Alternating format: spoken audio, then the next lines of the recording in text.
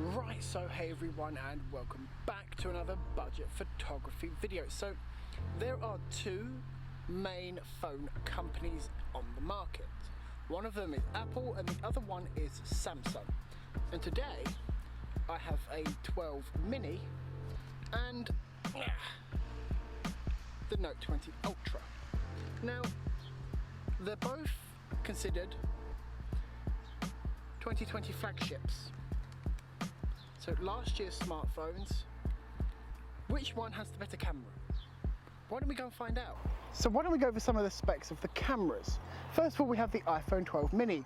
This has two cameras, obviously, a wide and an ultra wide. Don't know which one is which, but I'm sure we'll find out in a minute. They both have an f1.6 lens at 12 megapixels and pretty good. Why don't we go with the Samsung Galaxy? This has three cameras. Well, kind of four in a way. Some people consider it a camera. I don't. Yeah, so the main camera actually has 108 megapixels. That is a lot. Now, most of the time you won't be using 108 megapixels. You'll be using downsampled images, which means it takes that 108 megapixels and it crushes it down to about 12. But with a little bit more of software programming, it is able to make a bigger sensor out of that. So, which means bigger pixels, which means better dynamic range and better low light ability. Then we have the 12 megapixel ultra wide and the 12 megapixel telephoto lens, 5 times optical zoom, which the iPhone doesn't have. What I will say is these two phones are priced very, very differently. This one about £700 here in the UK, and this one at about £1,300 here in the UK. Now, apparently they both are classed as flagships. This has the same specs as the iPhone 12, and well, this is the Note 20 Ultra with obviously the S Pen. So what I do want to say is the Note 20 Ultra can shoot up to 8K 24 frames a second, which is frankly nuts, whereas the iPhone 12 mini can only shoot up to 4K 60, which is still pretty damn good. 4K 60 is, yeah. Why don't we have a look at what it's like? So this is 4K 60 on the iPhone 12 mini. You can see it's typical Apple, handles everything quite well. Colors are all very, very natural. The audio is from the iPhone as well. And then there is the camera. That's the local woodlands just there. There's the camera. Why don't we go on a little bit of a run? I'm going to walk over here. How's the stabilization on the and then we'll just run back to the bench just so you guys can see the stabilization. There we go. Just a little jog just to see the stabilization, I suppose. So that's the iPhone 12 mini. Now, as I said, the Note 20 Ultra can shoot 8K 24, but I'm not going to use it. I'm going to shoot 4K 60, so it's an even and fair test. So why don't we switch over to the Galaxy and you'll find out. So this is 4K 60 on the Galaxy Note 20 Ultra. There's the camera rig, there's the local woods, there's my stuff, there's the sky. Now, something that I have noticed, and I'll put the iPhone actually footage above this, so I'll shrink this down, and if you look at the skies in each of these videos, sorry, you'll notice that the Galaxy phone is more blue than the iPhone is, in my opinion. So why don't we go and do the little stabilization test. Stand back to about here, and then just run like that. So how's the stabilization? Was that good? Was that bad? Horrible? Amazing? Or just okay? 4K 60 Galaxy Note 20 Ultra. So both of these phones can shoot 240 frames per second. Why don't we just put them side by side and see how they go. So, start recording, and we're just gonna go back and forth. The Galaxy has appeared to blown out the highlights in super slow, whereas the iPhone is keeping it. That's, the highlights are back. So, having not looked at the footage just yet, I will say is the fact that the Galaxy did blow out the highlights from the viewfinder, which is obviously not very good, whereas the iPhone did actually stay quite consistent with colors. And also the iPhone appeared to be able to record 240 frames per second for longer than the Galaxy phone, which, I mean, isn't really a big deal because you do usually want snapshots, but it is nice to have the feature to be able to, you know, record for as long as you want. So why don't we speed things up a bit? They can both do 120 frames per second. Let's have a look at that. So I'm going to push record on both the Galaxy and the iPhone now. And we're just going to start recording.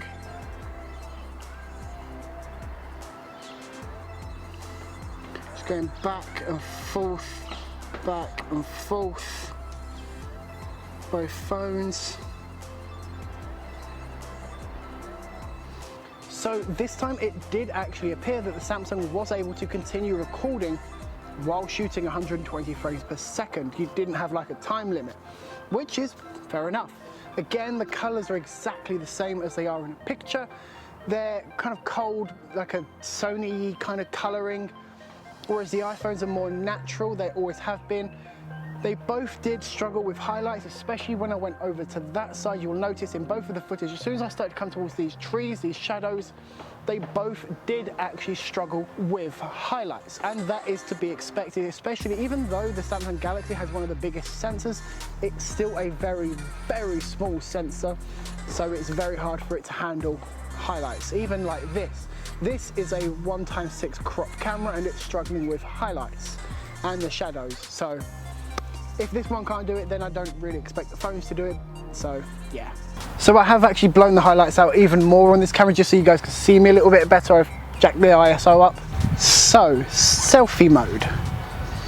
Lots of people like to take selfies, and you can take portrait selfies on most phones nowadays. So, how's the iPhone? Background looks pretty damn good. Let's just snap that and we'll have a look at that. There we go. So, it's a pretty standard image. I look absolutely amazing, obviously. Now, this isn't the first, obviously, the selfie portrait mode thing that Apple has obviously ever done. And there are some ducks, but the edge detection does seem to look pretty good, especially around the edges. And it's being typical Apple, really. Now obviously it wouldn't be a fair test if we didn't let the Samsung Galaxy have a go as well. So portrait mode, let's have a look. That's the front camera. We want the selfie camera. Oh, now we've got some black and white effect. I think I might have done that when I was mucking around. Let's see if we can't change. There we go, back to blur. So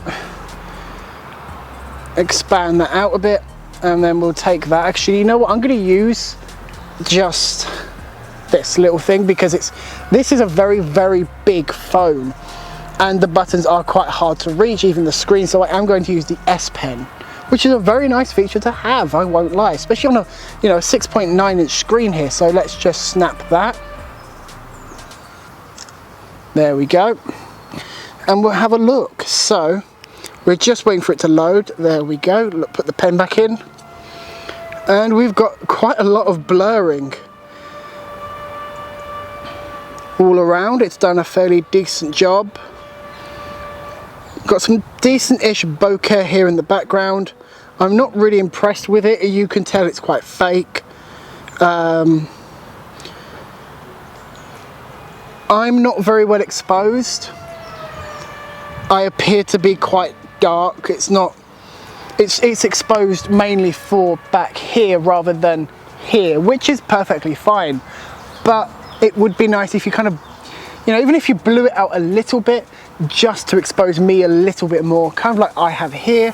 So yeah, but that's just my personal opinion. Both phones have a panoramic mode. Why don't we investigate that, see how that is? How's the panoramas? So if we put both phones up and we just push start, and we'll just go slowly around, capturing everything we can. Oh, the iPhone has now stopped, but the Galaxy is still going. There we go. And now the Galaxy has stopped. So let's have a look at these two. So, what do we think? If I zoom in on both of them, at both of the endpoints here, let's go to the endpoint on the Galaxy. Oh, no, that's not. You can obviously see that the Galaxy kept going past the original, past the iPhone, sorry, because that's where the iPhone stopped and that's where the Galaxy stopped. So we kept going.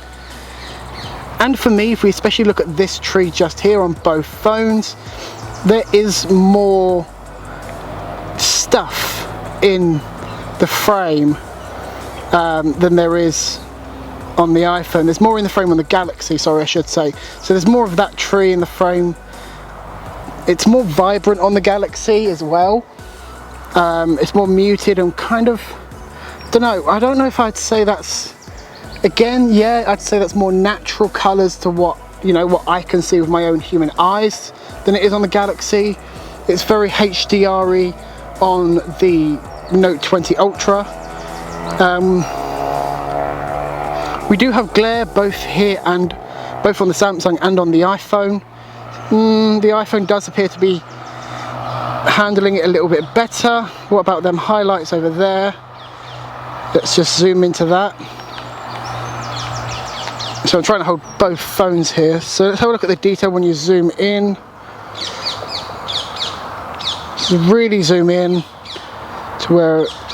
So there does appear to actually be more detail on the iPhone shot than there does on the Galaxy shot, but you're not really going to be zooming in this far on a panorama, really, are you? But there is more detail in the iPhone, strangely. Now it's time for the zoom test, and the Samsung Galaxy has kind of an unfair advantage over the iPhone 12 mini, purely because this has a 5x optical zoom. So why don't we zoom in and see what we can see with the Galaxy? So here we go, we're back in the camera of the Galaxy. And if we can go from the ultra wide, so that's the ultra wide, we're not really doing an ultra wide test, we'll go to normal. We'll then just, actually we'll go straight into 5x. So that is 5x optical, not digital, optical zoom on the Samsung. Oh wow, that focus is pretty damn good. Ooh, that is some nice natural blur. Anyway, so you can clearly see all the cranes and buildings in the background over there, and all this, that and the other. It's pretty good. There's a tree. And let's spin around. Ooh, a bit of motion sickness. Let's spin around, and there is the camera really, really close in. Gonna focus. Now this does use laser autofocus. So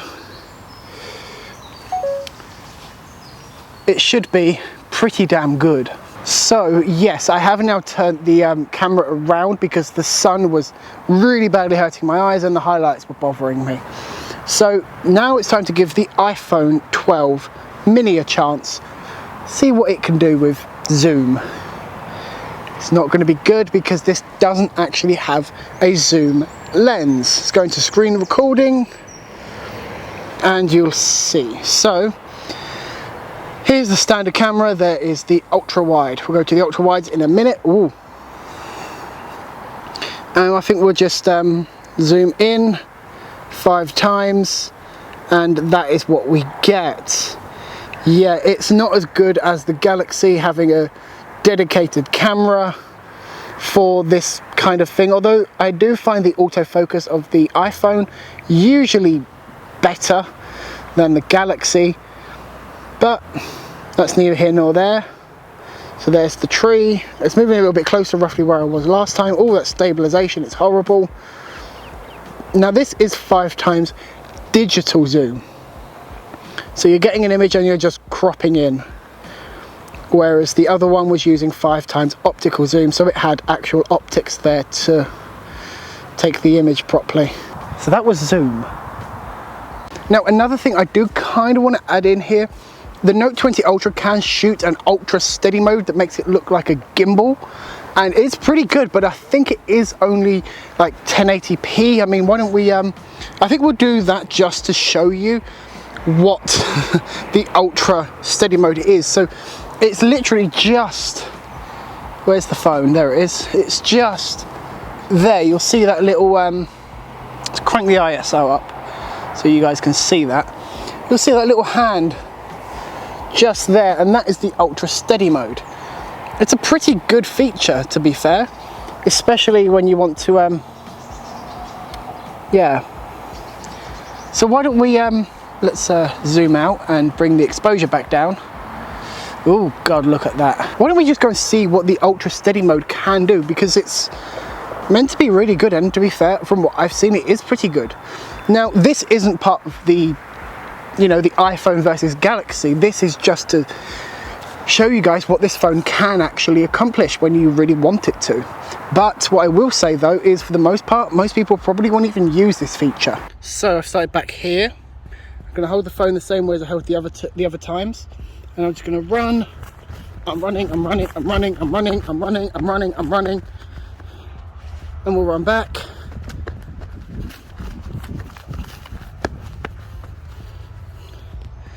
And now you see exactly how steady this thing can actually be. Pretty good. So what do you guys think of the phones? Do you like the iPhone? Do you like the Galaxy phone? Which one do you think is better? I'm not going to say my preferences, but what do you guys think? Anyway, thanks for watching this video, and I'll see you in the next one.